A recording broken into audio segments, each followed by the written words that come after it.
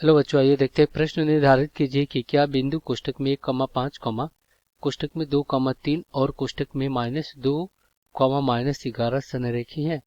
तो हम क्या करेंगे, यहाँ पे मुख्य अवधारणा लिखेंगे।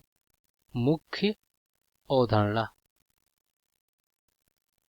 तो ये क्या होगा इस प्रश्न के लिए? तो कह रहा है बिंदु संरेखी है, तो यानी कि तीनों बिंदु क्या है, एक ही रेखा पे स्थित है। तो ये क्या आपका ए और बिंदु बी मान लेते हैं, और ये सी।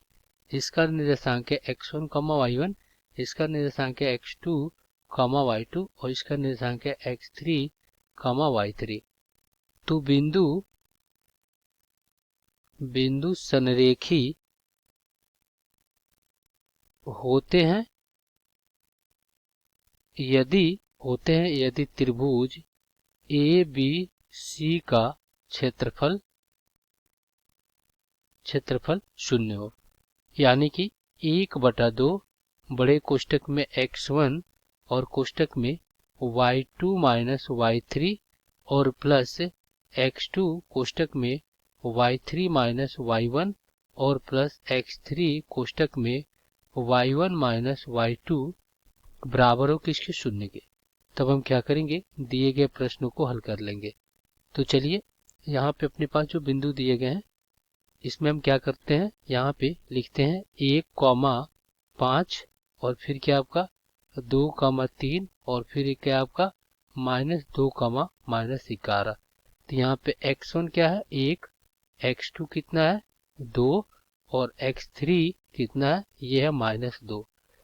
y1 कितना है, ये है आपका 5 और y2 कितना है, ये है 3 और y3 कितना है, ये है -11।